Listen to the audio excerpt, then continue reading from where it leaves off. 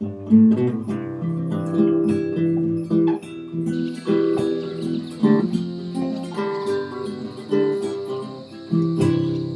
my bucolic life, reality city strife. Horses, chicks, and dogs, they are my neighbors. I cook and some spin, and move the horses into the barn. Then time to move them out again. Red parchment pastures, beautiful farmhouses. The view I see each day when I arise.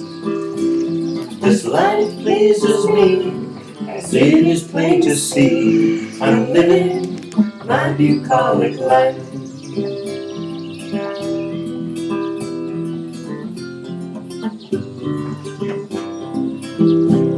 Oh, welcome back. I'm excited about this project. I think it's going to be fun. So let me show you the pattern. It's going to be this dress right here. Now see that thigh sticking out? I am going into this knowing that there is absolutely no way that I'm going to wear this straight as a dress because of the way it is a wrap dress, and you can kind of see it on this diagram here more. But the way that it's made, there's not a whole lot of overlap on the front, even though this is super full and it takes a huge amount of fabric. The view that I'm going to be making calls for 7 1/4 yards of fabric. It's a lot of fabric to not have it wrapped completely in the front. But that's okay. I will wear it with like black leggings or something, you know. I can come up with it. As long as in my head I know that's what the outcome's going to be in the beginning, I'll be fine. But what I want to show you is what I'm going to be making this out of is a combination of 2 different fabrics. So first of all, this is one. Yes, it is bright. It's 100% cotton, you know, it's a lighter weight, it's almost like a calico, maybe slightly heavier than a calico, but not much. More like a cotton broadcloth kind of weight. Very bright. I have pre-washed it in hot water, pre-dried it on high heat, so hopefully the sizing and the shrinkage is pretty much out of it. So I'm going to use that for the majority of the bodice and the skirt. For the sleeves and the little ruffleage on here, I am going to use black lace, and I have a bunch of this black lace. It is stretchy, so that's nice, but it has a scalloped edge on the border, okay? And so what I'm going to be doing is trimming off that scalloped edge to use as my ruffles, and I'm going to be making my sleeves out of this, you know. Probably use the regular fabric for the cuffs. I haven't figured that out yet, but it's going to be pretty fun. You know, I'm going to give myself permission to embellish it however I want to, because you know, going into it knowing I'm using crazy bright fabric, black lace, all of this stuff, this is kind of a fun, over-the-top, but still really cool kind of outfit. I am considering it. And I'm going to consider it a dress, just a dress that I might have to wear leggings under, if that makes any sense. So, I haven't even opened the envelope yet. I'm hoping there's not a huge amount of surprises. So let me go ahead, get the pattern out, take a quick glance at the instructions, and see what I've got ahead of me. Well, I just did a quick look at the listing here, and I think this is the first dress pattern of this many pieces that I've ever done where I'm going to be using every single piece. My view is using them all, so there you go. But what I'm doing is kind of circling the ones that I'm going to be using out of my cotton fabric. The little lines here I'm going to be using out of my black lace. There's an elastic guide and a guide for cutting some ribbon, which, you know, I don't know what the ribbon is for yet because this tie is made out of fabric. It's probably something for inside, tying this side over or something. But that's pretty interesting. So the skirt pieces probably uses a lot of fabric because of the size of these massive, you know, angled type skirt pieces. So I'm going to go ahead and get all my pieces cut out and sort them into piles of cutting out of cotton, cutting out of lace.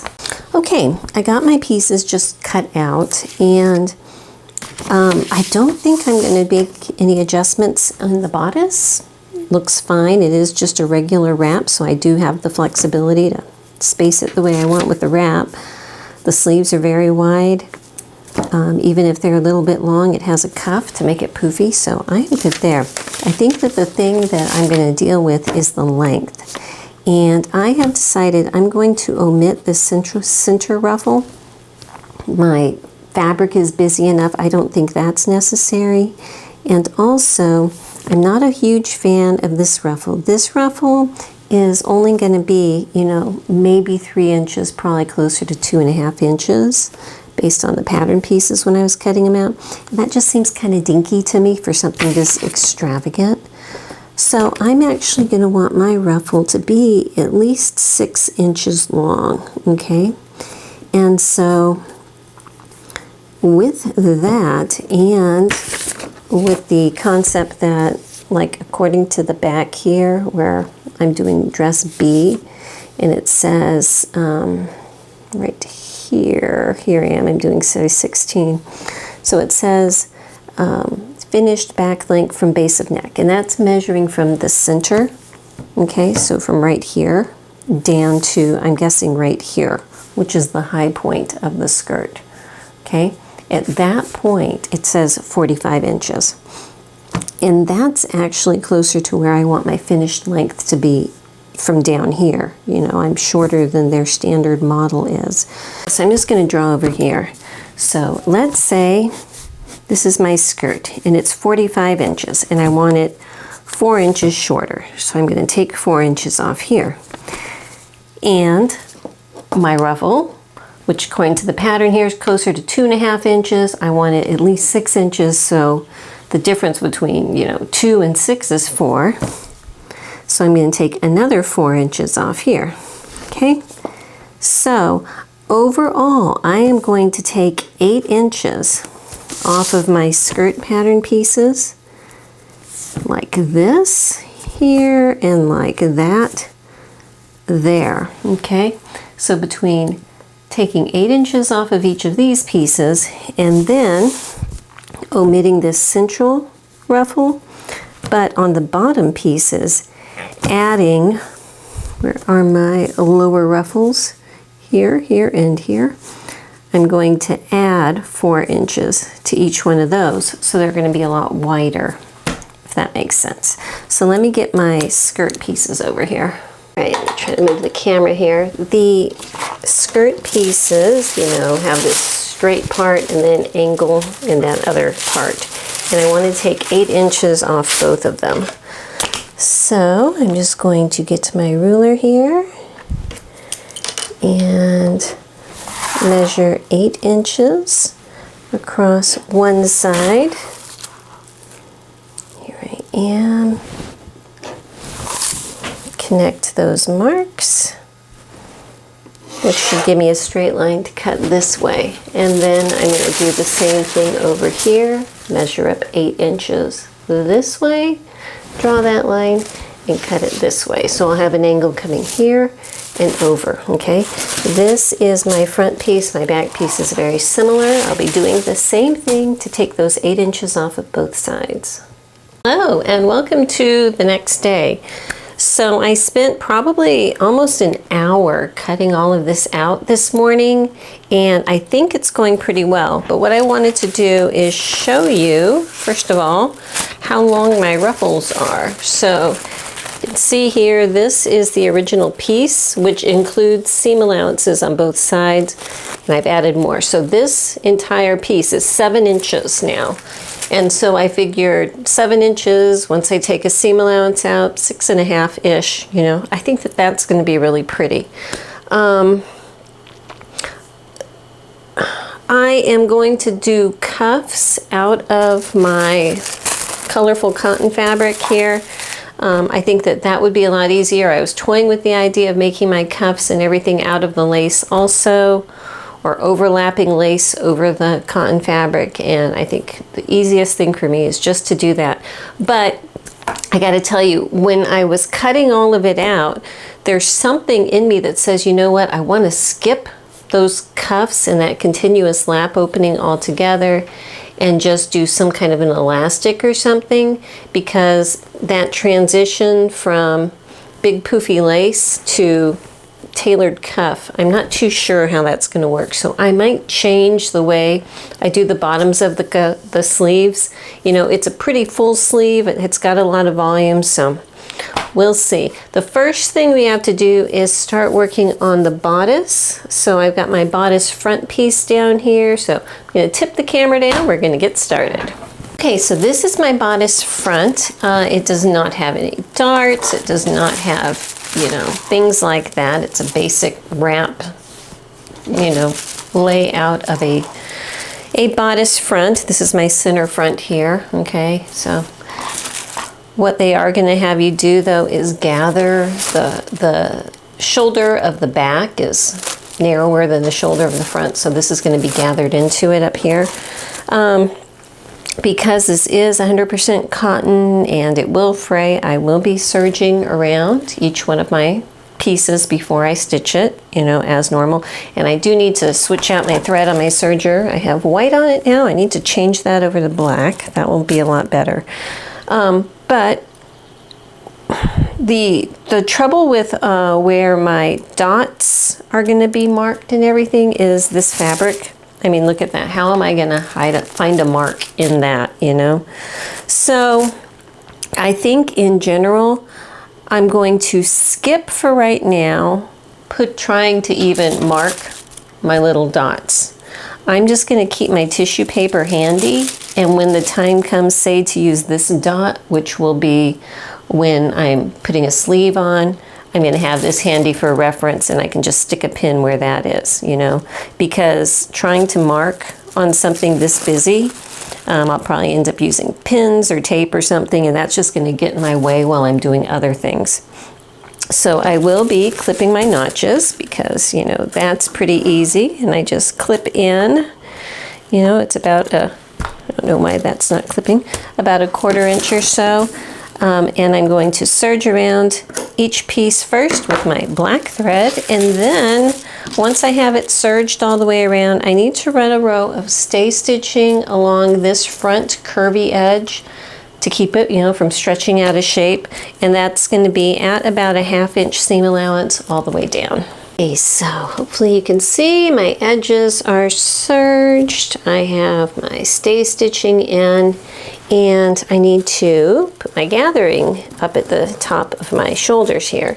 And again, just because this fabric is so busy, I'm going to be using a lot of pins just as I need them to mark. So basically I'm going to stick a couple little pins here where the notches are.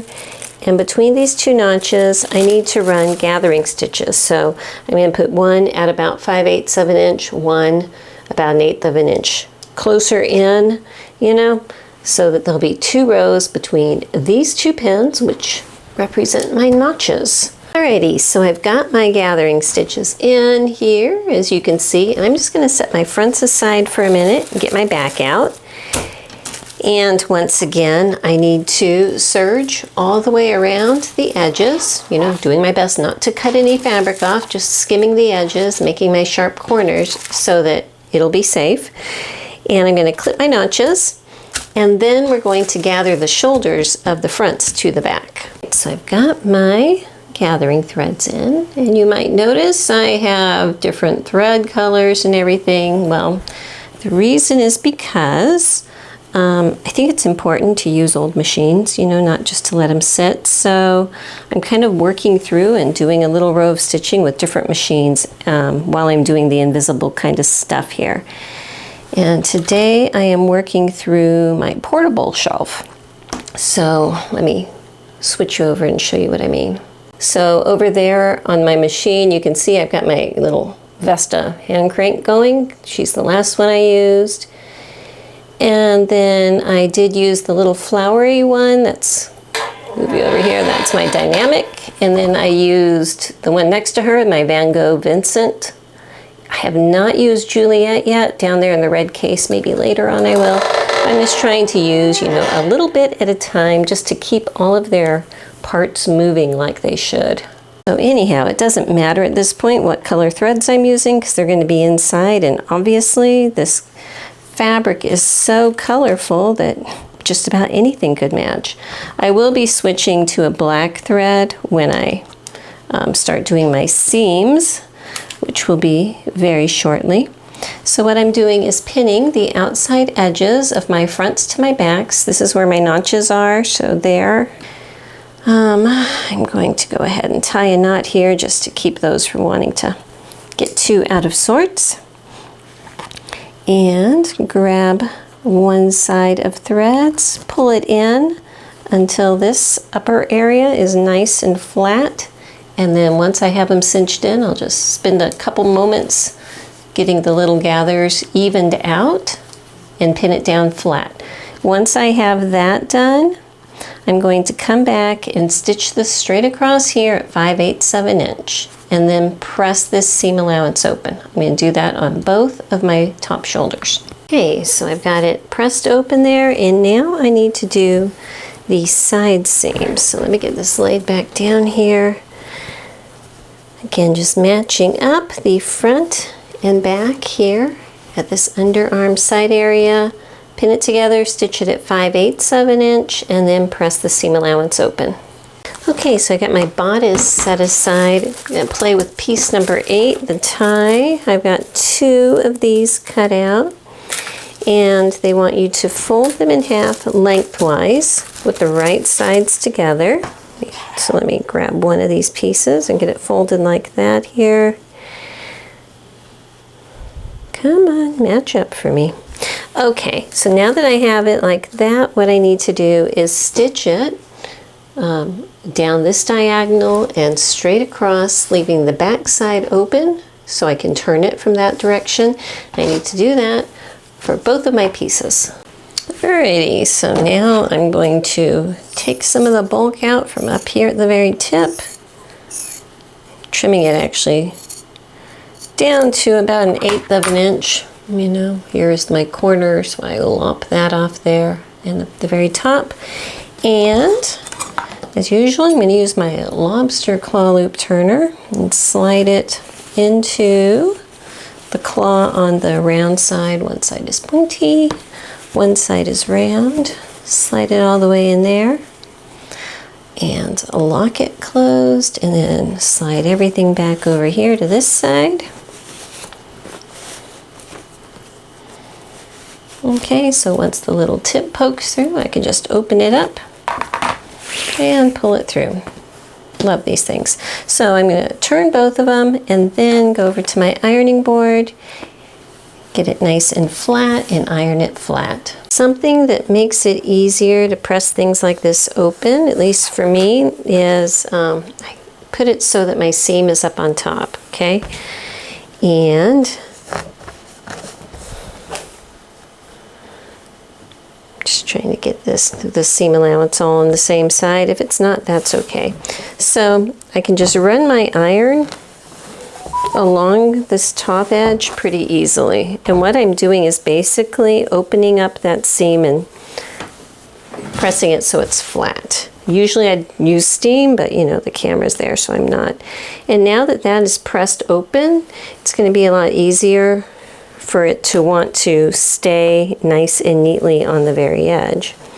So then, if I can just get it started over here, again, pumping a little bit of steam, it's going to want to lay nice and flat, a whole lot easier when I go ahead and press it. So I can just find the very top corner up here, grab it with my fingers, flatten everything out by shaking it, and she's pretty much going to lay right where I want her to be. Now what they're going to want you to do is use their little piece number 11 guide for ribbon. I'm using some grosgrain ribbon here, and they want you to cut it, fold it, and put a buttonhole on this part right here right now. And I'm going to cut my ribbon. I'm actually going to cut it a lot longer than what they want here, because I'm not going to know exactly where I want to place this buttonhole until I have the whole midriff and everything put together on it. So I'm just going to have to put my buttonhole on later. I don't think that's going to hurt anything. I would rather have the flexibility you know, to put it exactly where I want. I have learned my lesson. So that's what they want you to cut your ribbon. I'm cutting mine farther. And because it is, you know, grosgrain ribbon, I'm going to get my lighter and seal the ends in.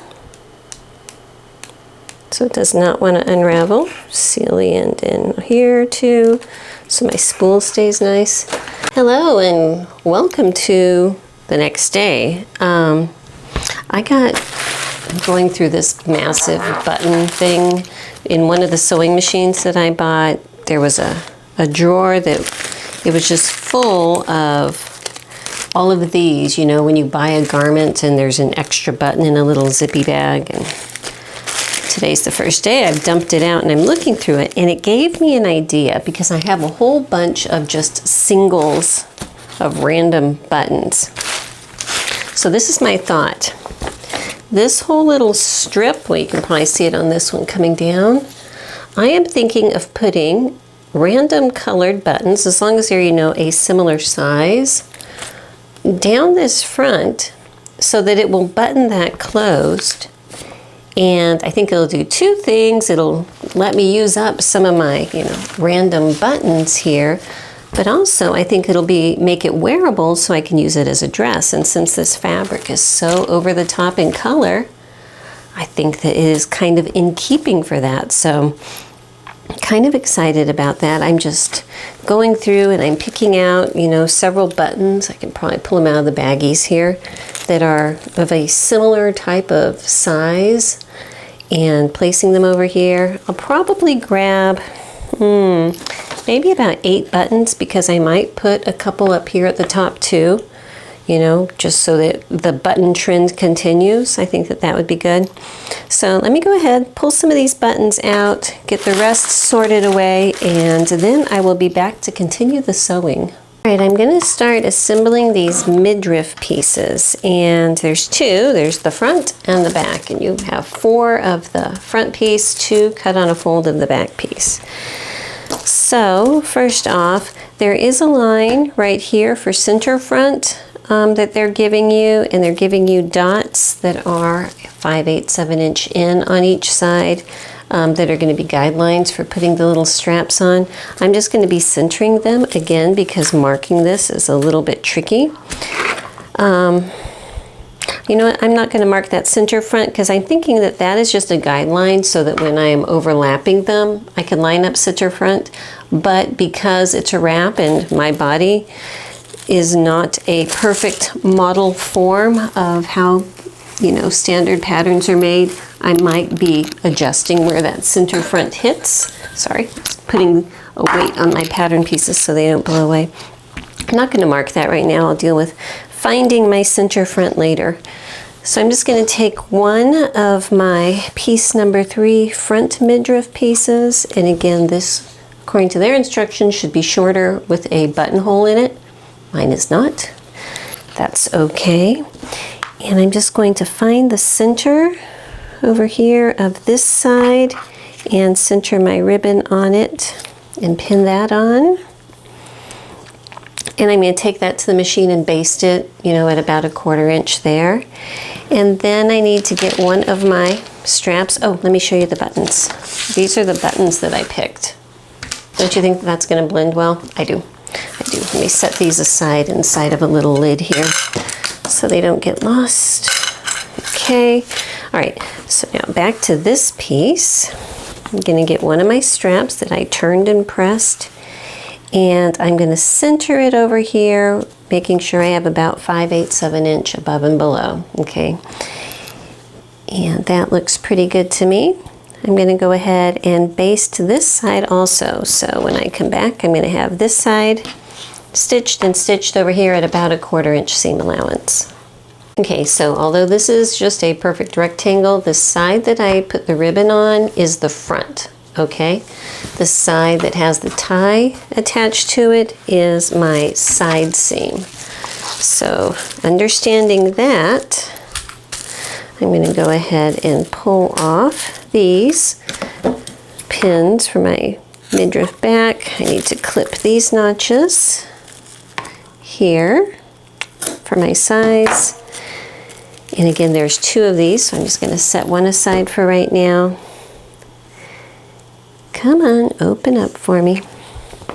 And on the side that has the tie, which is my side seam, I'm going to stitch one of my midriff back pieces at 5/8 of an inch,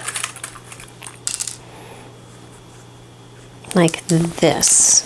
Okay, now I need to go ahead, open this up, and I'm going to get my another midriff front piece, because remember I do have 4 of them cut, and they don't say anything about sewing that other tie on right now, so I'm just going to go ahead and place it here and stitch it at 5/8 of an inch. Okay, so I've got my bodice here, and we're going to attach this long piece, and I wanted to show you the seam that had the tie on it.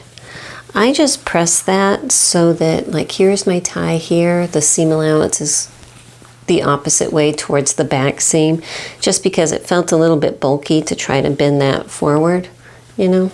But the one with the ribbon, I pressed that open. Okay, now the side with all of this stuff going on in the directions, they called this the left front midriff. So this is my left front bodice as I would be wearing it. This would be on my left. And so I need to pin this side of all of this over here. So I'm just going to get started. The thing I want to do is keep these ties and ribbons out of the way. So first I'm just going to match up the side seams here. And you probably noticed that I did not serge around these midriff pieces because they are going to be, you know, 100% encased, so that's not going to be a problem. And you shouldn't, according to the instructions, it looks like you shouldn't have to gather anything, that this should fit pretty well as a match. So I'm just first doing this. There's a couple notches along the way that I'm going to be matching up, so give me a second just to pin all of this together and I'll be right back. Okay, so when you match it up, I want to point out that this bodice part comes to a sharp point. The midriff does not go all the way to the end. It stops about 1/4 inch in. The point that you want to pay attention to is that at about 5/8 of an inch up, the edge of the midriff piece and the edge of the bodice piece is matching right there. Okay, so now that I have this matched, I'm going to go ahead and sew it on at 5/8 of an inch all the way across. So I've got it sewed on, and I'm curious how all of this is going to work because there doesn't seem to be any kind of bodice shaping going on here. I was kind of assuming that they were going to put some gathering or something down here or something, you know, to give room for a cleavage, but there's not. There's no darts, there's no gathers, there's no nothing. It's just a flat seam. So we will see how this goes. What I'm going to do is set this piece aside for just a minute and get my other pieces here, and I need to sew the sides to the back. They're still not telling me what to do with my extra tie, so I guess I'm just going to not do anything with it for right now. So my midriff back piece that is cut on a fold, I'm going to open up, and you can see how close I cut to the selvage there. That's going to disappear anyway, so that's not a big deal. So once again, sewing these side seams at 5/8 of an inch and press the seam allowances open, and I will be right back. All right, I've got both sides of that midriff band sewed, and I figured out the bodice shaping by reading ahead. This is going to be like a big elastic casing, this midriff, so it's going to be cinched in with elastic. So that'll take care of the shaping. I'm glad about that. The next instruction says, well, actually they wanted you to press under the edge of this side ahead of time. I'm not going to do that. I'm just going to turn it under when need be. But I need to understitch the facing side. So looking at it from the inside, okay, the understitching is going to be along this edge right here. Okay, so if I open it up, I'm going to have my seam allowances towards this facing side, which is sewn onto the inside part. The part of the facing that's to the outside, leaving that alone, okay? And I'm going to draw it on this side because it's going to be a little bit easier to see, but I'll probably be looking at it from this side as I stitch. My understitching is going to be right about here, okay? Between a 1/16 and an 1/8 of an inch from this seam here towards the inside.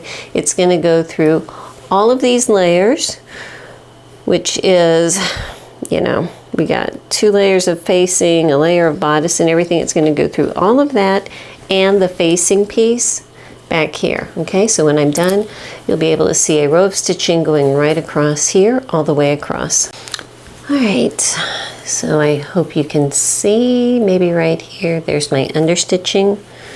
Okay, so what I'm actually going to do is, because of looking at the instructions and the casing they're going to have us make and everything, I want to get a lot of this bulk out. So I'm just going to pink it fairly close, I would say, to where this understitch, when I fold this down. Okay, this is the understitching on the inside. So I'm taking a lot of my seam allowance out, probably at least more than half of it, all the way down with the pinking shears. It's going to make it a lot easier to feed a little elastic through there, because this is just a whole lot of bulk for that. All right, so what I did is pressed it so that, you know, the front and the back are now, come on, so they're now both, you know, coming downwards, nice and smooth and everything. And I need to just set this aside because what the instructions want us to start working on next are the sleeves. So I need to make that decision on how I'm going to handle the cuff area. All right, so here is my big sleeve piece, and this is the little continuous lap piece that would go with it. Okay, I have decided not to use this, and I have this very moment decided not to use that. Okay, I am going to make an elastic bottom, and it's just because I'm going to have ruffles, I'm going to have crazy buttons, but putting a tailored cuff on a lace sleeve of a contrasting fabric, it just doesn't call to me, you know? So it's gonna be a little bit different, but I am just going to make an elastic casing on the bottom. Now I do have some black elastic that I can run through the casing so it won't have that stark white line going through it. I think that that's going to be best for the look that I'm going for. So because of that, I am going to be skipping quite a few of the instructions up here. Now it looks like we are going to be running gathering across the top up there, but because this is lace, I might do something slightly different. Okay, so because I need to gather in some way all of this up here, this is my sleeve piece, and marking black lace is tricky. What I'm doing is I've got some of this little paper tape, like 1/4 inch wide, and I'm just going to place my tape where markings are. I know that the bottom 2 are going to be my notches. So, and I have my safety pin over here marking which side is the back. So I know safety pin is back, bottom mark is back notch, okay? And then I need to put a little piece of tape where all of my dots are. So that is the top center-ish one. The, oopsie, mostly front one, and the rear one here, okay? I'm just going to leave these pieces of tape on there really quick, and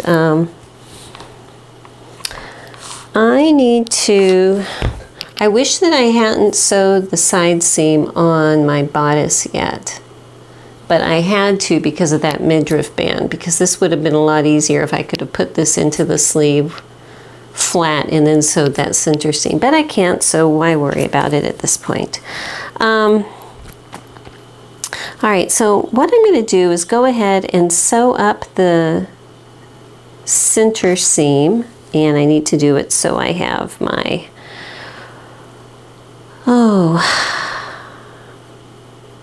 you know, I want to do a French seam, but at this point I think that that's just going to add a whole lot of confusion, and the reason I'm not running regular gathering stitches at this point is because my machine did not like running gathering stitches on this lace by itself. So I have just made the executive decision. I am not doing French seams. I'm just going to do a standard seam. I think that's going to be just fine. I'm going to go ahead and pin these two sides together, and I will be sewing it at a 5/8 inch seam allowance. Now, because it is lace and my machine, like I said, does not want to run gathering stitches on it, I'm going to sew it with tissue paper along the edges, which is going to make it a lot more machine friendly, which is fine to do for seams, but not great to do for gathering stitches, since this is where we are right now. So let me get a couple long pieces of tissue paper out of my scrap bin here that I can use, and I will be right back. Okay, so I just cut a little scrap piece of pattern paper here. I'm just going to lay my piece on top, fold my tissue paper over. It doesn't matter what your tissue paper looks like, because as soon as you're done sewing, you're going to rip it off anyway. But I'm folding it so that the cut edge of my lace is at the fold line here. Okay.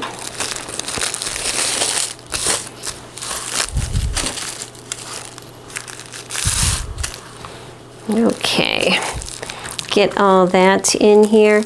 So now when I go to my sewing machine, I will run just a regular 5/8 inch seam down the edge here. After I do that, then I can pull off my tissue paper, all will be well. Then I'm going to go back to my serger and serge off that raw edge, and I know it seems like a lot of extra steps. I just don't want my serger to be my main thread holding a seam together. I like to have the security of a lock stitch seam being the primary seam and the serging one to be outside of that. So going to my machine, stitching this, and then pulling off the tissue paper and then serging it. Okay, so I've got Pearl going here, and I wanted to show you, I'm just now looking at her, and I think it would actually be better if I had a slightly smaller needle on her, but you know what? We're gonna go with it the way it is right now. I can see through my tissue paper where the edge of the fabric is, so I can just go ahead and set her down, run a backup stitch. Hang on, let me get you a little closer. And then it's going to feed through a lot better, because this is stretch lace in addition to everything else you know about this fabric. And it was kind of wanting to catch on the feed dogs a little bit, but this just makes it slide through a lot easier. You know, so then when it comes through, it's stitched well, and then I just have to pull off the tissue paper. All right, so I've got it serged, and I need to deal with the hem of this before I go forward. And again, I am having doubts on the elastic thing. I am contemplating just leaving it loose. I think that with all of the loose ruffly lace on the skirt and everything, it might actually look pretty just to have the sleeves, you know, open and drapey also. And these only come to right about here. They're not full, you know, in your way. And if they were loose, I could kind of roll them up if I needed to, but you know, this doesn't strike me as a hardcore rolling up your sleeves kind of dress. It's more dramatic. So I think I am just going to go ahead and turn up the edge. If you can see, just turn up the edge and stitch it.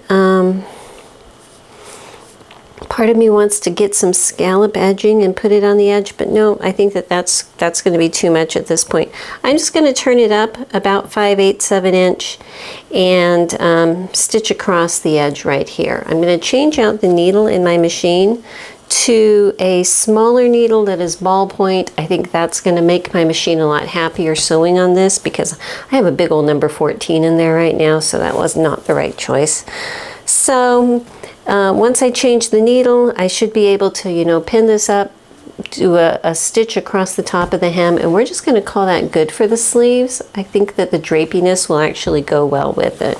So you probably can't see, because I can't even see it with my eyes right here, but I sewed it up with a zigzag stitch on the back just to, keep anything from fraying out to there. It's all in nice and neat. So this is what it will look like. I think that is fine. I'm going to go ahead and do the hem on the other sleeve, and then we're going to set this in, and I'm just going to do that by hand without gathering stitches while I'm working on the bodice piece itself. Okay, so I'm trying to be careful touching my sleeve because I don't want my little pieces of tape to come off. But I have my bodice here, and where these pins are, I have marks with my heat erasable pen also, but they want to disappear so into the confusion of the print, so that's why I have pins there also. Those are marking where the dots are and where the notches are. So I am going to place my sleeve with the right side out, okay, and I know this is the right sleeve for it because I have a safety pin on my back. This is my center seam here on my sleeve. So I know this is the back, this is the back. We're on the right page here. So I'm going to slide that underneath and start pinning it together with this bottom seam down here and coming up to where the first notch is, getting that pinned. I'm not working in any ease or anything at this point. I'm just trying to get it anchored in place before all my little pieces of tape fall off. Well, it looks like it matches up pretty well from the, the back notch down to the middle seam to the front notch, and then you have to start easing. And above this top circle, it really gets huge amounts. So what I'm going to do is just keep splitting the difference. So I'm going to find the halfway point here, the halfway point there, put them together, put a pin in it. And again, find the halfway point here, halfway there, put it together, stick a pin in it until I have my pins, less than an inch apart, like so, okay? And then what I'm going to do is just make tiny little pleats and stick a pin in my tiny little pleat and work all the way around doing that. You can pick how you're going to direct your pleats. I'm kind of folding them so from the outside the fold's going to loop towards the bottom. I think that'll be a bit softer. So I'm just going to keep going around like this. Once I get it all in place, I'm going to come back with a needle and thread and just hand baste the sleeve to the bodice so that I can lock all of these little pleats and everything in the way that I want them to be. Okay, I have it basted on, and I wanted to try to show it to you somewhat close up here.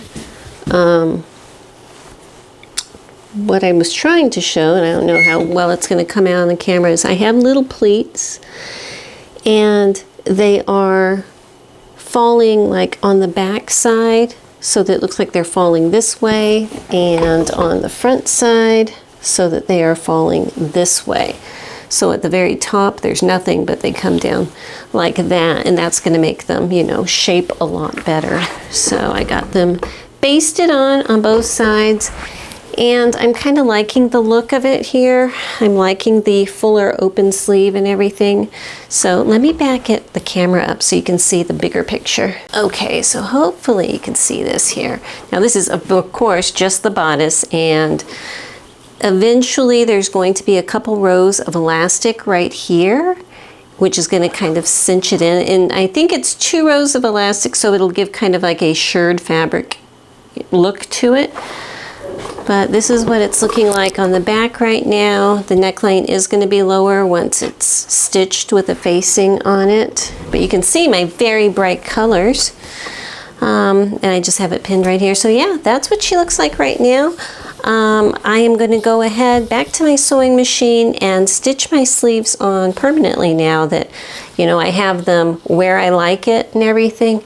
So let me go ahead and do that. We'll take it to the next step. Okay, so when I sewed it, I actually went around twice over the same spot. So I've got 2 rows of stitches in the same place here.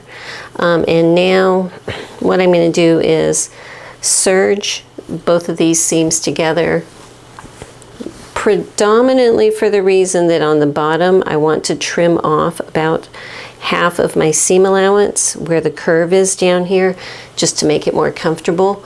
On the instructions, what they want you to do is do 2 rows of stitching but stagger the second one in slightly, okay? I just put them both out there, but with my serging, for me that's gonna work as my second row of stitching, so I'm going to do that for both of my sleeves, and that should neaten up a lot of this kind of stuff out here.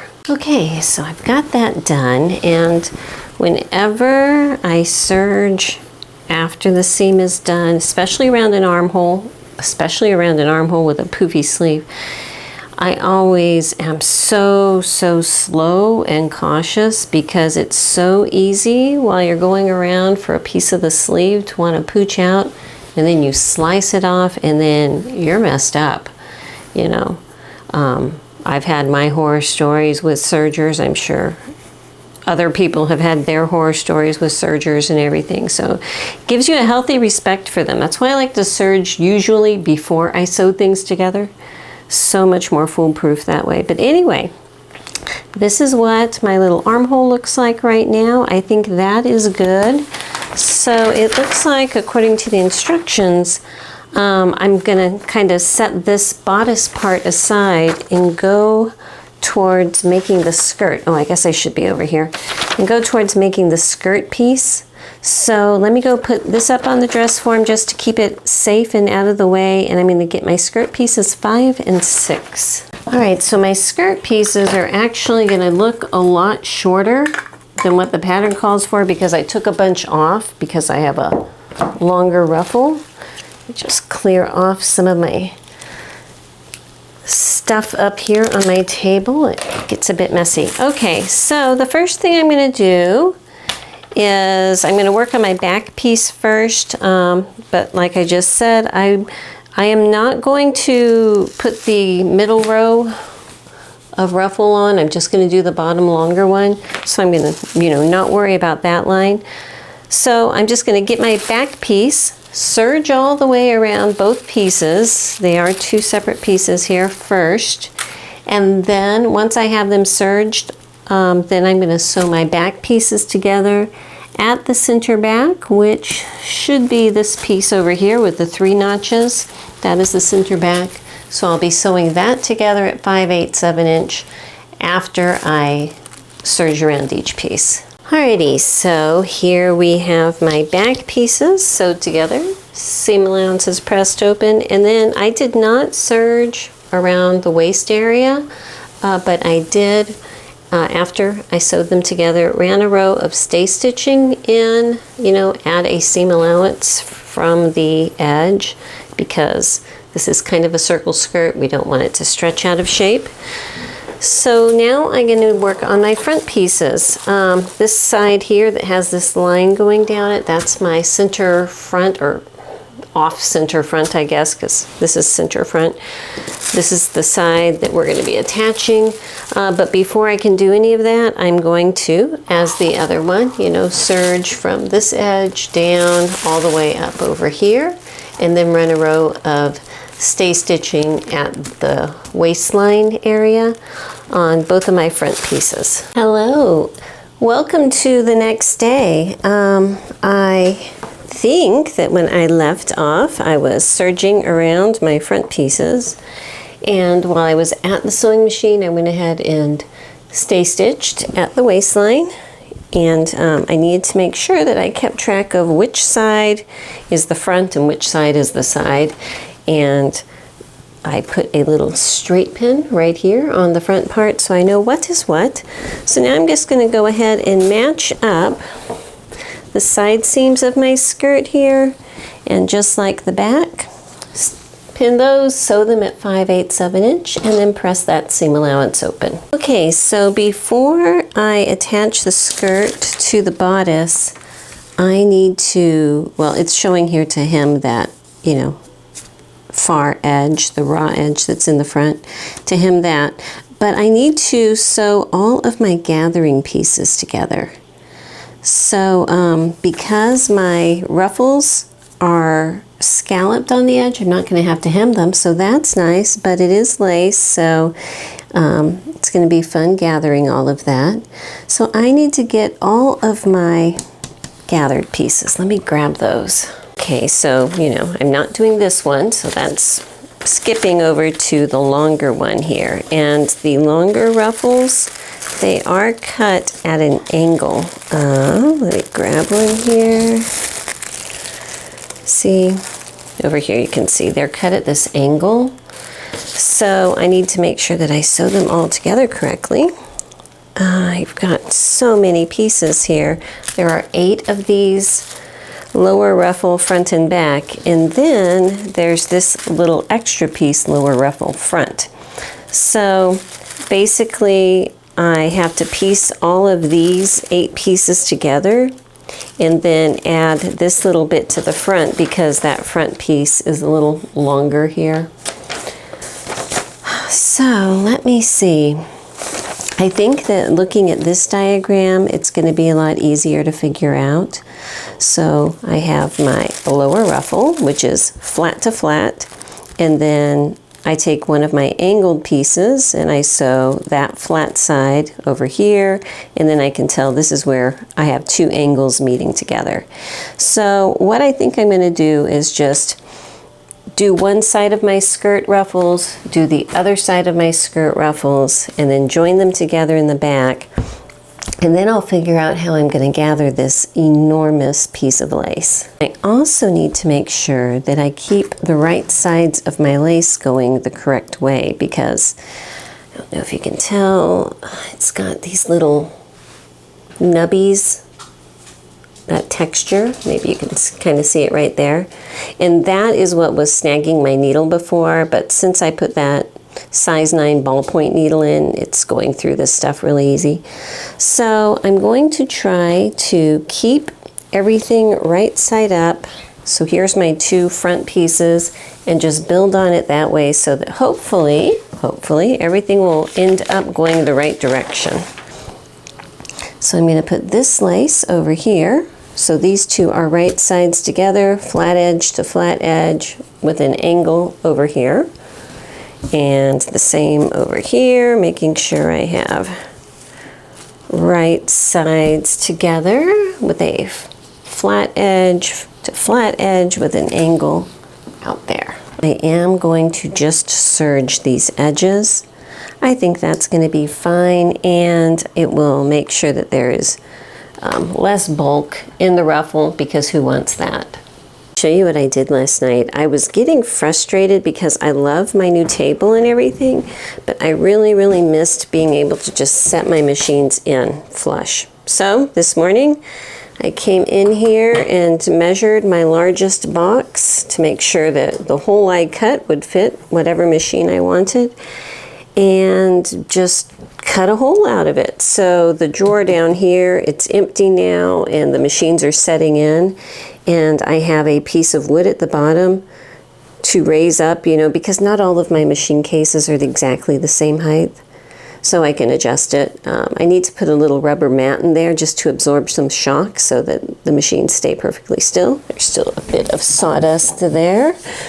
But it works well, and I'm happy. It was just really bothering me, and this isn't good wood. This is that, see if you can see, it's like that stuff that's almost like pressed cardboard that has a little sheet of laminate on the bottom and laminate on the top. So it's not like a fine piece of furniture, but it's a doable sewing table, and I think that's going to work out a lot better for me.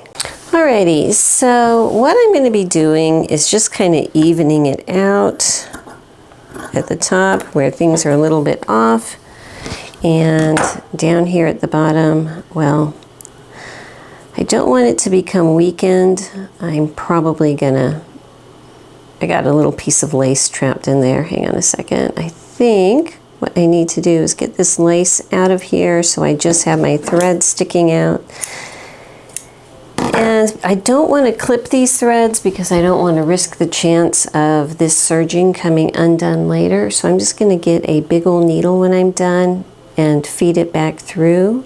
I'll show you that later, but that's how I'm going to handle the ends down here. If I trim it up here, that's okay because it is going to get sewn, and so that'll be locked in.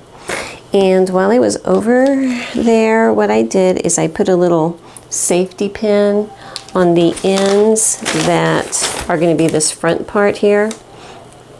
So as I'm piecing it together, I won't get them mixed up, you know. So this is the piece I just did. So now I need to grab another piece that has an angle. Make sure I put right sides to right sides, angle to angle, serge it, trim it, and so on and so forth until I have two large pieces. And then I'll just put those two butt ends together. So that's my plan. Next time you see me, I'm going to have an extremely long piece of lace. All right, so it's all in one strip. I just wanted to show you how I'm dealing with these bottom little tails. I've got these needles. They're the easy thread needles where you just push some thread in through the top. Don't even know if you can see it there, but trust me, you just push the thread through the top. So I don't worry about getting all of the threads through, just maybe one or two, and since they're all kind of tangled together, it'll work. And then I push a little bit of it through, run my needle up part of the seam allowance, give it a tug, and it pulls it up in there, you can see. And then I can just trim off that little tail up there. It's going to get locked in. It'll stay nice and neat at the edge down here, but I don't need to worry about it unraveling and all of that kind of stuff. So that is how I am finishing off the bottoms of all of these panels. Okay, I wanted to show you how I am going to be gathering my big old long piece of lace, but it's going to be easier to show you on a piece of calico. And I just filmed this whole thing and realized that the lighting was off. So I changed the settings of my camera. We're gonna do this again. What I'm doing is I have my old school gathering foot here, okay? And it has space enough for a zigzag, okay? But it also has a little hole here that a heavy-duty thread can go through. And this only has one toe, it doesn't have two toes. And what that one toe is going to do is allow this side of the fabric over here to kind of cinch in and roll around the thread. If you have one with two toes, that's fine. It's just going to hold your fabric a lot flatter and it won't get the rolling effect. But honestly, for what I'm doing here, that rolling effect is not totally necessary. So I just stick a very heavy duty thread. This is some top stitching thread for jeans. It's very strong. I just thread it through that little hole there. And I'm going to go ahead and tie a knot of all three threads over here, the bobbin, the needle thread, and my heavy duty thread, just to keep everything together. And I've got my machine set on a fairly wide zigzag. This thread here, it's going to feed itself. So I'm just going to go ahead, get started, back it up one. Okay. You'll see it's going to want to pull in this side. That's just because there's only one toe. That's all right.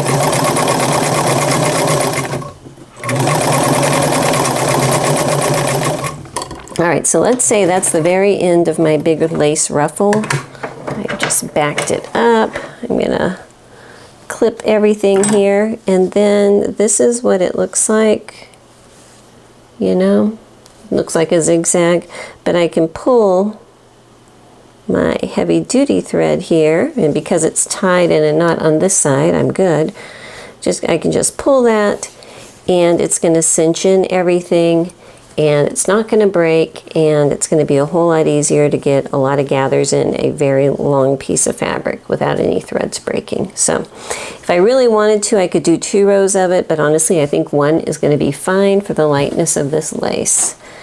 So I'm going to go ahead and pull this out, tie a new knot, and get started with my lace.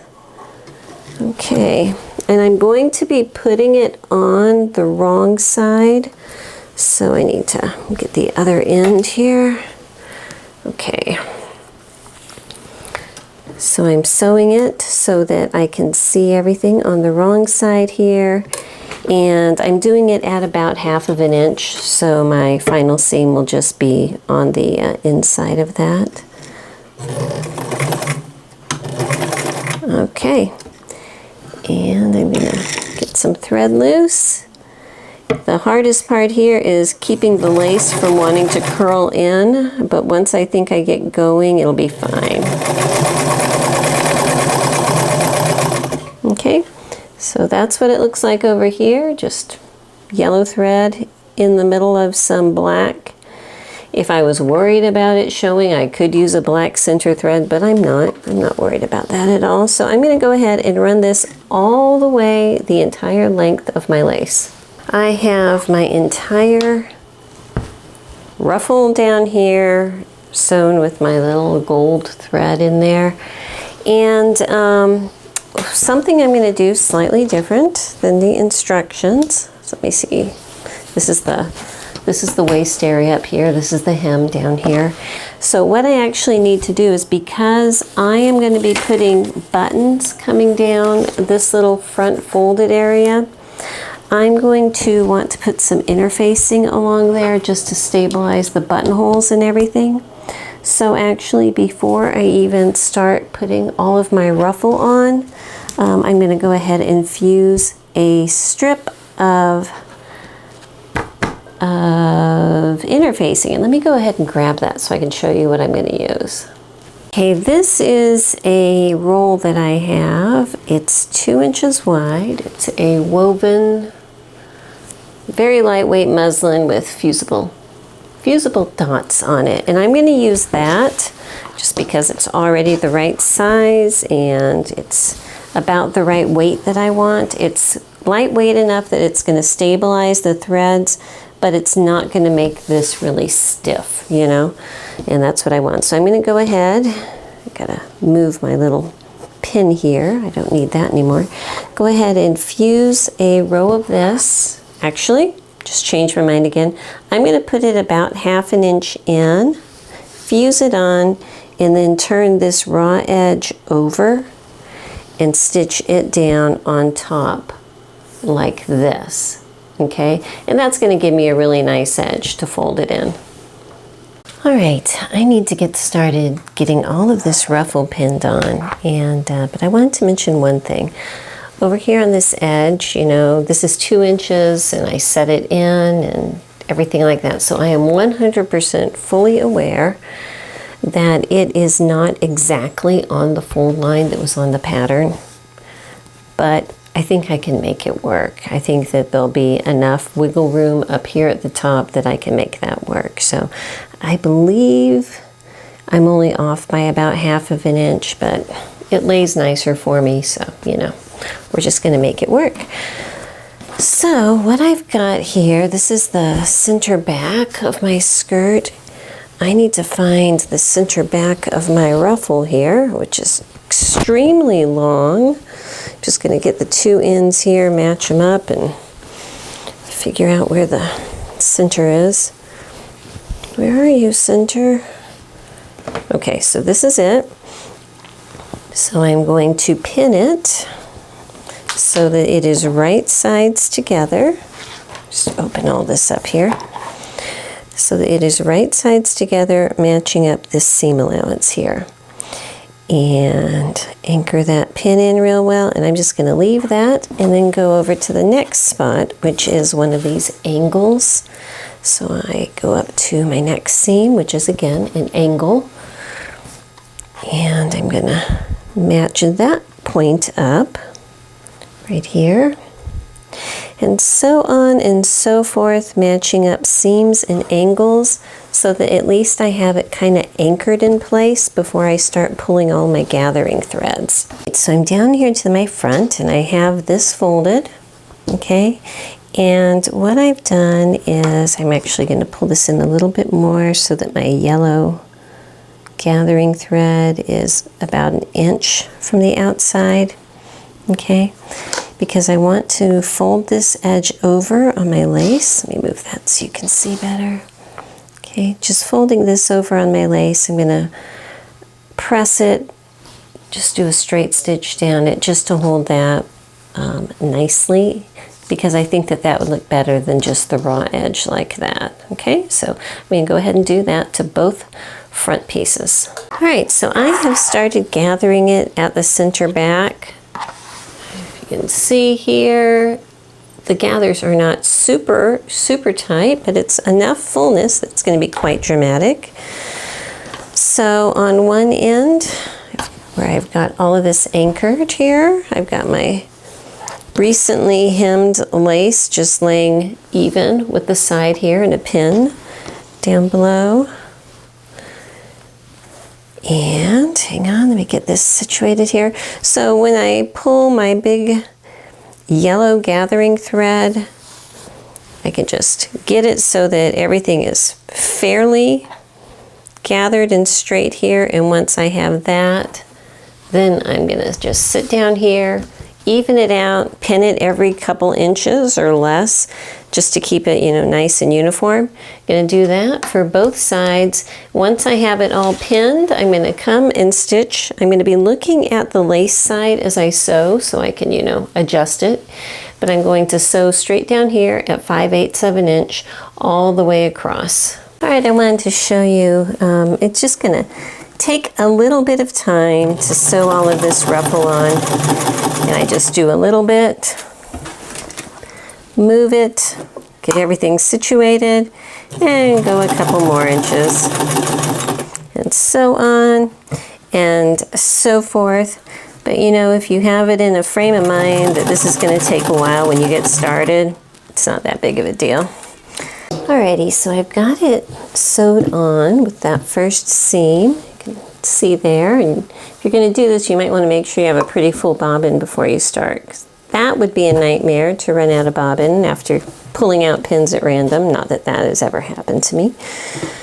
Anyhow, what I'm going to do is do another row of top stitching. I am just going to fold the whole seam allowance up so it's underneath this part up here, the cotton part, and run an edge stitch right along here.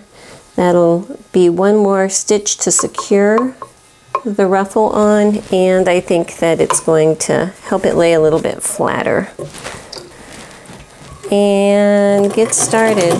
And what I'm going to do is just do a little bit, fold a little bit, make sure everything is smoothed out nicely. Oopsie, have it in reverse here. And go along for about 3 or 4 inches. Pull it out, get it settled, and just keep on going. So again, this is going to take a little bit of time, but I think it'll help that ruffle sit nicely. Okay, so it'll be just another row of stitching right along there. All right, so back over here at the table, you can kind of see maybe my edge stitching there, and I think that it really helps to show the points and everything. And I just held this skirt up to myself, and oh my goodness, this skirt is turning into the fabulous Gypsy outfit. I'm convinced it's fabulous. It's definitely going to draw attention to itself, but you know what? I get in the mood for that sometimes, so no worries. And I'm going to try to get my center back right here in the center of me here, and so I can start there. this is going to have elastic through it, so it is extra wide. And I'm putting my bodice here, right sides down on top of my skirt. And the facing, the midriff facing, I'm just folding up towards me out of the way, okay? I need to find my center back to get started, so I'm just going to fold these in half and get my center back, a little crease right here. Okay, so that is going to be matched up here. There are a few notches along the way, so I'm going to make sure I match those up also. I'm going to match up my seam allowances, and there shouldn't be any gathering. It should fit pretty well. And remember, in that front I have things, you know, probably about 1/4 inch smaller than the pattern intended, but I think that we can make that work. So I'm just going to start pinning it all together here. Now the very edge, you kind of see here, they want you to have the midriff about 1 seam allowance outside of this edge. So I'm going to go ahead and stretch that over and pin that in place first. So right about 5/8 of an inch in both ways, I'm going to stick a little pin, okay? And that is where the edge of this fabric should be butting up. Okay, so I have it pinned on all the way across, and now I'm going to go ahead and sew this at 5/8 inch seam allowance straight across. So I've got it sewed on. You can probably see it better on the inside because the outside is so busy. So this is my facing, here it is, this is the seam I just did. And what I'm going to do is, just like on the top part up here where I pinked a lot of that seam allowance out, I'm going to do the same thing down here, and I'm going to take off about half of that seam allowance all the way across, because we're going to be making a couple little casings, and we just don't need that bulk in there when we're trying to thread little elastics through, you know?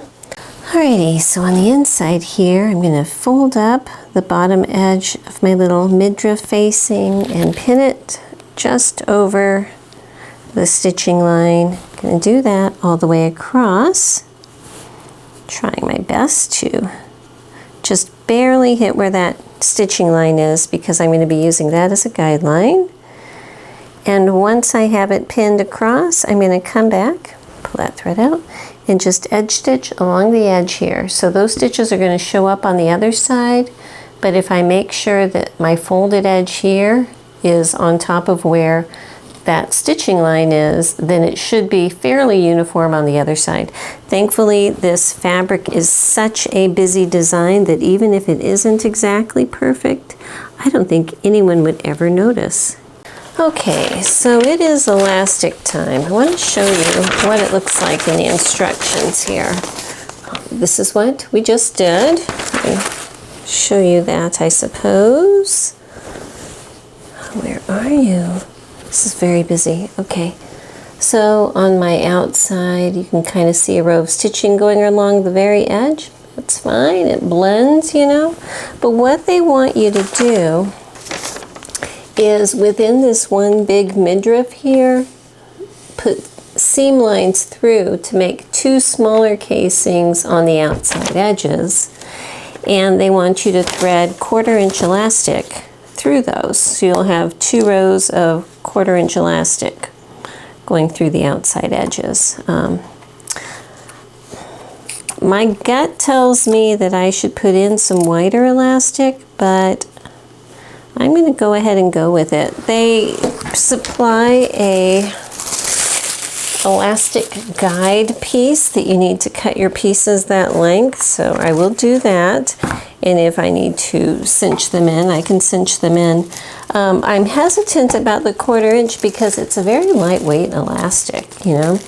I have a big roll of 1/2 inch elastic that just feels like it would, you know, be a lot stronger for something as large as a waistband, but you know, they designed it, so we're going to do it their way here. So let me cut 2 pieces, and then I will show you how I'm going to mark to make those casings. So what they want you to do is sew a seam so that you have a tiny casing that's 3/8 of an inch wide. And I want to show you, I use a bodkin to pull my elastic through, and I think I'm going to need at least a 1/2 inch seam allowance so that it's big enough to be able to pull this through, you know? So I'm going to be making mine a little bit wider, but I think it's going to give the same effect. So that's not a big problem. Raise it up here so you can see. So I'm just using blue chalk. I think that shows up pretty well. But I'm just putting my ruler here, and I'm making a line outside the 1/2 inch mark, and I'm going to do the same thing up here. So I'm drawing 2 blue lines that are at least 1/2 inch from the edge, and that'll give me 2 casings and then a center section that has no elastic in it. It'll be a little bit narrower than their center section, but I don't think that it's really going to make that much difference. Okay, so I have it drawn part of the way, and just to test it out, I'm just setting my little bodkin in there and putting it as close as I can to the edge. It's still going to be too big at 1/2 of an inch. So this is what I am going to do, because honestly these are so much easier to use to pull elastic through than a safety pin that it's not worth it to me to not use it. Since I'm going to have to make these casings wider, how wide is this to start with? This is 2 inches wide.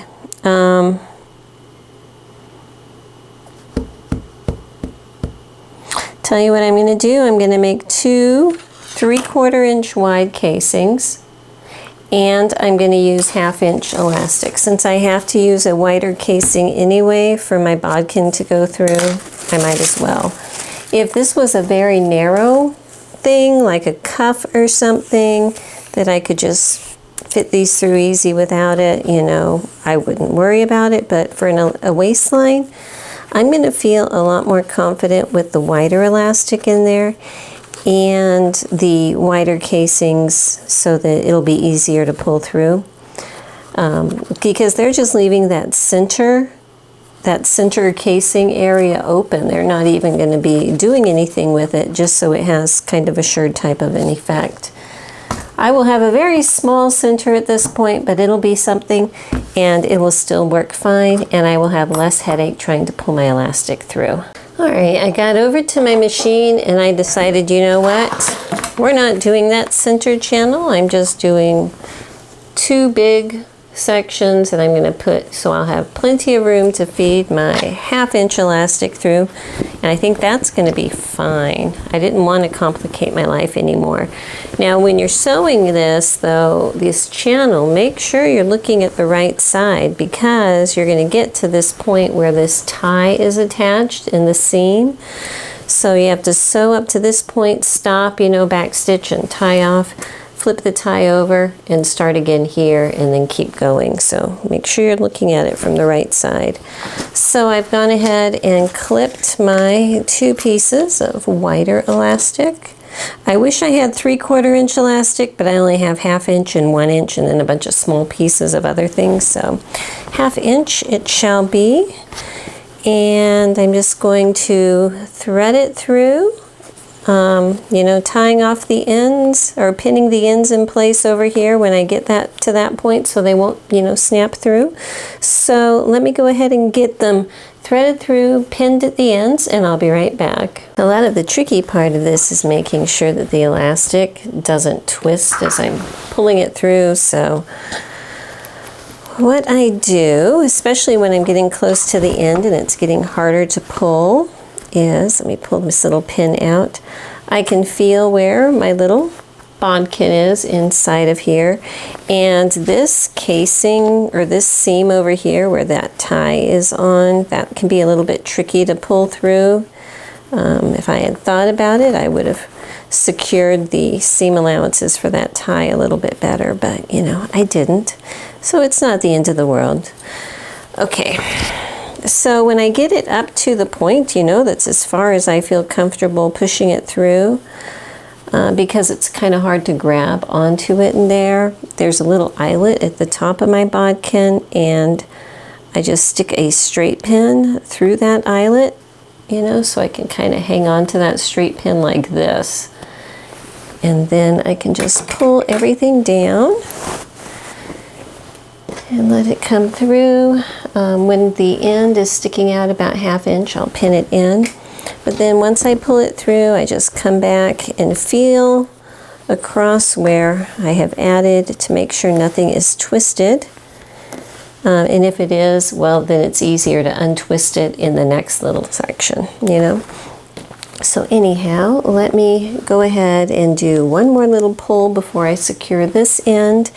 It doesn't look like it's, you know, cinching up a whole lot. I'm guessing because the wrap is there, that's gonna cinch in the waist too. So we'll see, we'll see. If I need to bring the elastic in a little bit more, I can. So, but I am glad that I'm doing it this way instead of with the little 1/4 inch elastic. I think that the heaviness of the dress would just be a little too much for that 1/4 inch elastic to hold. So anyhow, on we go. When I get to both ends sticking out just about that much, I'm going to pin them in place, and then I'm going to stitch it just to hold it to make sure that they don't go anywhere. All right.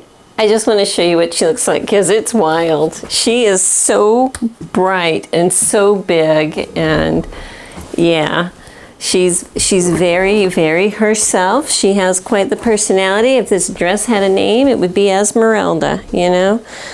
So this is the skirt. Very big, very full, and like I told you, I'm planning on putting some buttons at least on the top part here on this skirt just to kind of hold it in place. I'll probably actually put one up here too, you know, just to kind of tie it in. But it's kind of fun in a very colorful kind of way. I can't tell you exactly how I feel about it. I'm happy about it because it's fun. I don't know how I'm going to look in it though. But it's fun. It's fun. So anyhow, I just wanted to show you we still have some more finishing to do. I have to do the facing and lock that in, but I think that that's getting pretty close to the end of it. Right, so I have a back facing cut on a fold, 2 front facings. I need to get these interfaced, so I'm going to be using my very typical lightweight fusible interfacing. I'm going to go ahead and iron that on. You don't need to see that. You've seen me iron on interfacing before, hopefully.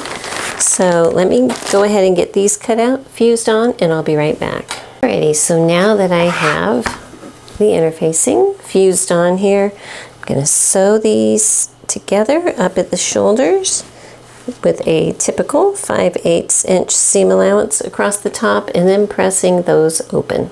Okay, I had to do some things without the camera going because my microphone battery was dead. So while it was charging, I went ahead and I did serge the outside edge of my facings, okay, just to even all of those out after I sewed them together and pressed them open. And I pinned it to my bodice top area. Now there's a couple dots. Well, here's one and here's one. Those dots line up where the edges of this midriff seams are. Okay, that's where those are, so that it's sticking out about 5/8 of an inch out that way and down that way. Okay, so one of the bodice sides is going to have the ribbon attached to it. The other side, we are finally going to be getting around to putting this other tie on that I've been hanging on to up here forever. So I'm going to go ahead and open it up, lay this tie right here at the same level as the little midriff area here. And I could sew it separately. I should sew it separately, but I'm not. I'm just going to pin it on, fold this little flap down. So again, it's coming a little bit lower, about a seam allowance lower like that. pinning it, and I'm going to be sewing this whole thing. I got a lot of bulk right here. Just a little warning, there's a whole lot of stuff going on right here. Hang on. Okay, so I'm going to be sewing straight up and around this facing at 5/8 of an inch. So from down here coming up at this dot, pivoting, coming up and around. Now, when I was pinning it on, I had stay stitched the front. I don't remember them asking you to stay stitch the back collar area, but I wish I had, because I can tell you that it did stretch out a little bit, so that when I was pinning it on, I kind of had to ease it back in, and it's fine. It's going to work itself in, but for future, if anyone's going to do this, put a row stay stitching at that back neck area that I did not do, because it'll help you out at this step. Okay, I got that stitched, and when I had this up on my dress form, and this is just me, it looked like it was a little high on the back of the neck, so when I was sewing it, I actually came down probably closer to 3/4 inch instead of 5/8 to scoop out that back of the neck a little bit. Just, you know, for comfort's sake. And like I said, it was just how it was laying on my dress form. I'm not sure if that's going to be an issue or not. But there you go. So what I need to do now is, first of all, deal with some of this bulk in here. I'm going to kind of grade this area where all of my little straps and everything are. So what I've done is I've taken the part with the elastic and trimmed that the shortest, you know, probably about 1/4 inch or so, cutting the little belt area about 1/8 of an inch longer, and then there's the interfaced piece that is the longest, so it's kind of staggered, you know. I'm going to do that for both sides. I'm going to pink half of the seam allowance off for this whole neckline, so that when I'm done pinking it, I have, you know, a fat 1/4 inch seam allowance here. Just to take a lot of that bulk out, because I'm going to be turning it over and understitching this in just a couple minutes. So this way the pinking, the trimming is all done ahead of that, because it's easier to trim it off now than after the understitching, at least for me. So let me go ahead and finish trimming off this and trimming that other side. Now that is done, I am also going to come in here where the curve is and make little clips to within about 1/8 of an inch of that stitching, so that it's going to open up nicely and not bind up against the back of my neck or the sides of my neck. That front part, you know, that's pretty much straight, so I'm not going to worry about it. It's just, you know, this kind of area where the curve is. So now for the understitching. Okay, we're going to understitch it so that it's going to lay nicely, have a nice edge, all of that stuff. And you understitch on the private side.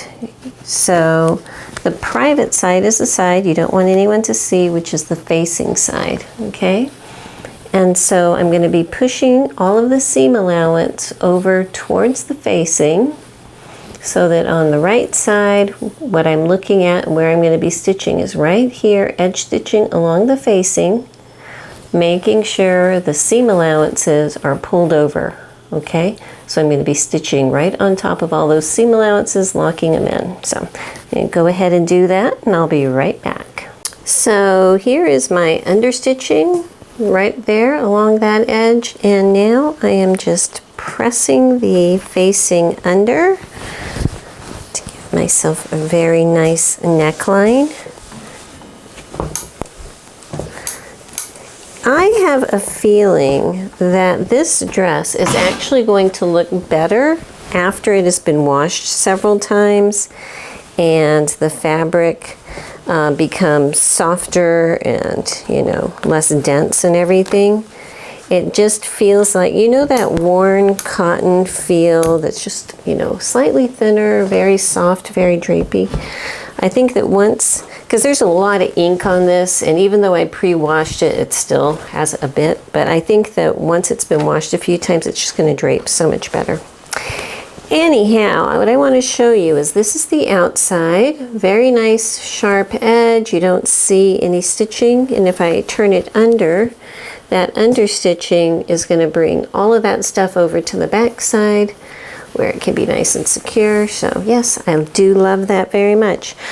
I am going to have to very quickly try this on because my next step, well actually, not my next step. My next step is going to be to tack down the edges of my facing to my seam allowances on my shoulder. Okay, so understand I'm going to do that, but after that I need to figure out where exactly I need to put this buttonhole on this strap, because depending on where that goes is going to depend on where all the other buttons are going to end up going.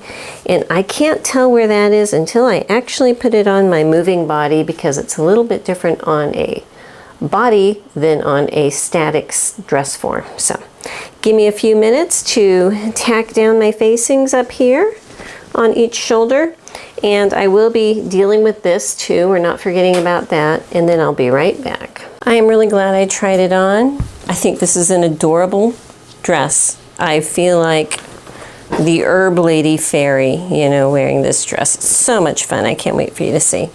And I was able to figure out how long I need this ribbon to be so that it matches up to the side seam over here in order for it to fit me. And what I mean by that is I want this to cross at exactly the right point according to my body, so that it passes in the most comfortable place right here, okay, according to where my, you know, slightly older and lower bosoms are, you know. And so that's why I wanted to give myself the benefit of changing this, because a lot of times they'll have it so that it wants to assume that your chest is higher than mine. Mine, unfortunately, is lower than their standard, you know, but that's okay. But once I tried it on, they want you to put a buttonhole here and a button over there. And I'm thinking that a buttonhole is probably not the best thing to put onto a ribbon. So I'm going to put a hook and eye. I have actually a quite large hook and eye here handy that was in that bag of buttons. It's probably closer to a coat size hook and eye, but it should be plenty strong and easy to get to in order to, you know, use it on a waistband. So there you go. I have other coat hooks, so I don't need to save it for that. This is the edge I want it to have. I'm going to cut it about 2 inches below that, you know, or thereabouts. And find my lighter, seal that off, turn that in 1 inch and turn it in 1 more inch, so that I have 3 layers of grosgrain ribbon there, okay? So let me go ahead and pin the sides on that. And before I actually sew my hook on, I'm going to go to my machine and just, you know, reinforce that, put an X in the middle or something, just so that this is acting as one secure piece and it is not going to unravel, and I have 3 layers to sew my hook onto. I wanted to let you know I got my Cosmic Blue Godzilla 66 out because this is the machine that my best buttonholer fits on, and you know, I'm still figuring out what I'm going to be doing with buttonholers.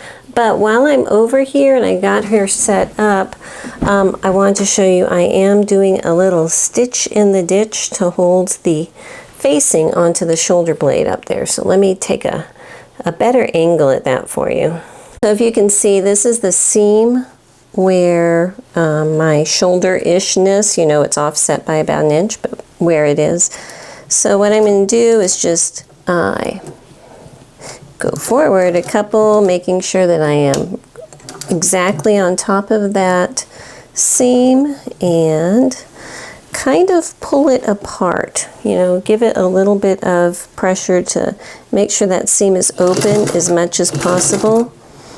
And I can feel that the end of my facing is right about here. So that's as far as I'm going to go down. And then back tack it. And call that good. Okay, so this is what I did.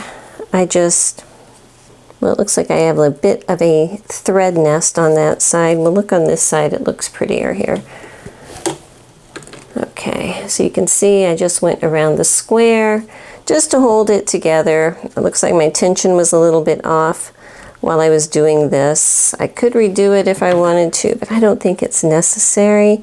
I actually fixed the tension before I did my stitch in the ditch, so, you know, all good there. But I feel that this is a lot more secure, so I can go ahead and sew the hook onto it looking like this than just a single layer of ribbon. All right, so I am picking out my threads because I got my hook sewed on and realized I put it on upside down. So I'm pulling out these threads, and that's okay because honestly I should have used black thread anyway. I have this black button, Sakura button thread. It's kind of heat activated button thread, which is fun, you know, it's not necessary, but it's fun. Basically, it's got fusible stuff on it, so once you sew it on, if you iron the part that you sew it with, it has the same fusible stuff that iron-on interfacing does, and it kind of glues the thread together so that it won't come apart again.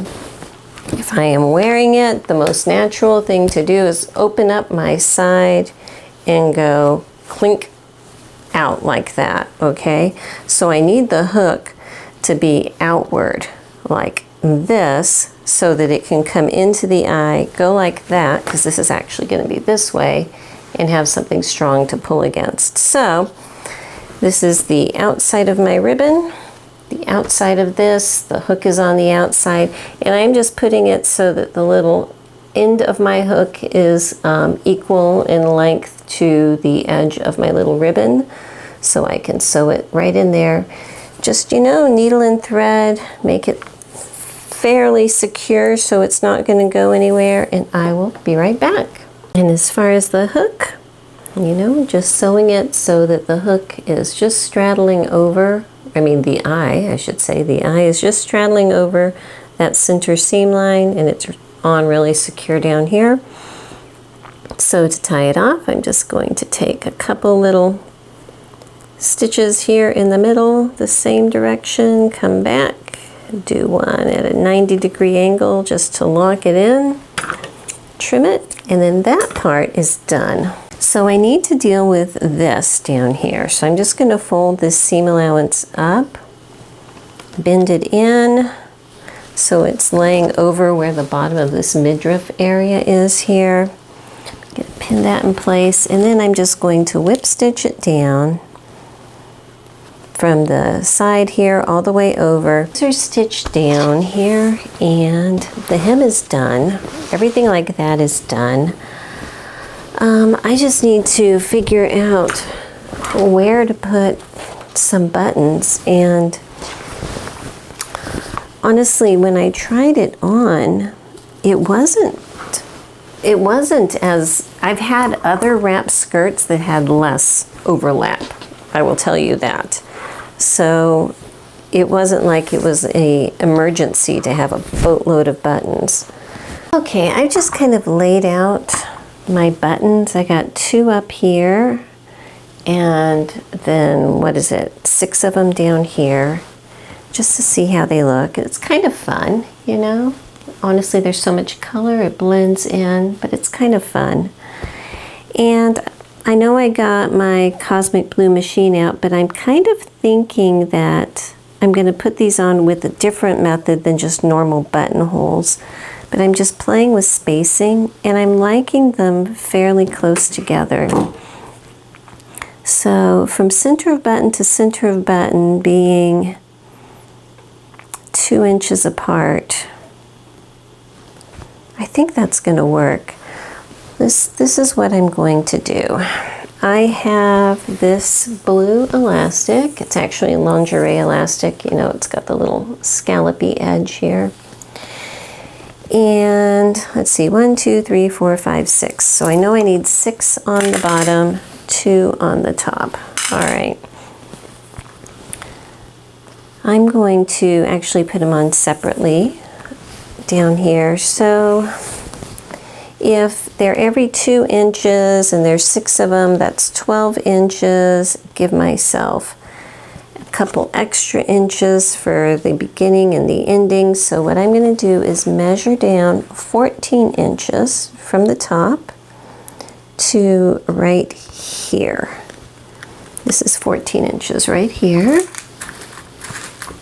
Let me scoot you over so you can see what I'm talking about here. Okay, so I'm just going to stick a pin right there. And I think I dropped a pin. There it is. Okay, so what I'm going to do is get my piece of elastic and just lay it along here for this is step 1 of this treatment, and I'm just laying it so that it is just barely on the underside of my edge of my fabric here. Don't ask me why I'm doing this instead of regular buttonholes. It just feels like the right thing to do. That's the only answer I can give you at this point, okay? So I'm pinning it to this point here until my 14-inch point. Okay, so now I'm just going to clip off the elastic below that. Set it aside. So I am just basically making a little white pencil chalk mark every inch as I go, and I'm putting a pin inside the sections where I'm going to be stitching like this. So this pin comes out here, because then I'm going to go back to the machine and do a row of straight stitch in here, you know, back it up at each side, lock it in, then skip over to this one, stitch here, skip over here, stitch here, you know, on and on and on, all the way down. And that's going to give me little loops in between that I'm going to use as buttonholes. Okay, so I just need to trim the threads out in between, because I just kind of went from one to the next without trimming them out here. And I think what I need to do is, before I decide where to put the buttons, I actually need to try it on one more time just to make sure that I've got it lined up correctly, so that this edge will fall naturally where I want the buttons to go, or I want the buttons to go where this edge will fall naturally is actually probably a better way of putting it. So you can see there's like a little row of stitching going across here, but it's not terrible obvious. And I think that the little loop of elastic is big enough that my buttons will hold on, and they should, you know, if all goes well, line up right at the very edge of the fabric once they're secured. That's my hope, at least. We'll see how it goes. Okay, so I am almost done sewing my buttons on the bottom. I have decided that I am not going to sew buttons onto the top. I'm just going to put a little snap at the point where the two edges cross. I think that will work out, and it'll be invisible because it's busy enough up there that, you know, we don't need any more busyness going on. But I wanted to show you, because I'm just sewing these buttons onto a plain piece of fabric, what I have done is on the inside, I just had a piece of interfacing that I just stitched to the back of them just to give it a little more support, so that hopefully, you know, nothing will want to pull through any fabric or anything. So up here, I'm going to be putting a snap where they cross, and then that's it. That's going to be the end of it. On the snap, the side, there's like a male side and a female side. I put the male side on the top part, the female side on the bottom part, snap it together. And that's going to be it.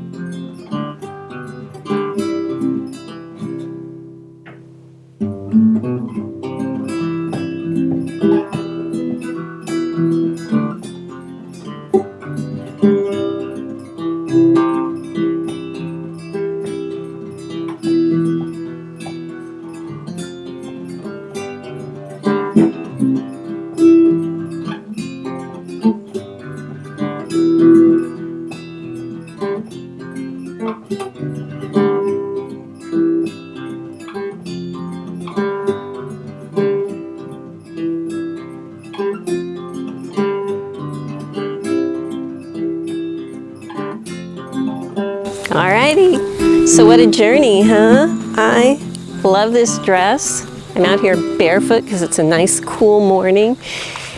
And yeah, very swirly. I love that with my, multicolored buttons here, I don't have to worry about it unwrapping, so I can be as gypsy souled as I want to be. But the sleeves, you can tell there's plenty of room in the sleeves. And I think it worked out without the cuffs. I think that works more with the lace and everything for the dress. So anyhow, I know this is kind of a wild fairy over the top kind of dress, but honestly I love it. It makes me want to go walking around, a funky little downtown shopping district or something. So I might just do that. Got some time on my hands today. So here you go. Hope you enjoyed the video, and I will see you next time. Bye-bye. Oh, one thing. The only thing I would change on this is pockets. Throw some side pockets in the skirt down there. Just pull them off some other pattern and stick them in there. It can use it. Okay, bye-bye. Living my bucolic life, throughout the city strife. Horses, chicks, and dogs, they are my neighbors. I cook and some spin, and move the horses into the barn. Then time to move them out again. And once you have these beautiful houses, the view I see each day when I arise. This life pleases me, as it is plain to see. I'm living my bucolic life.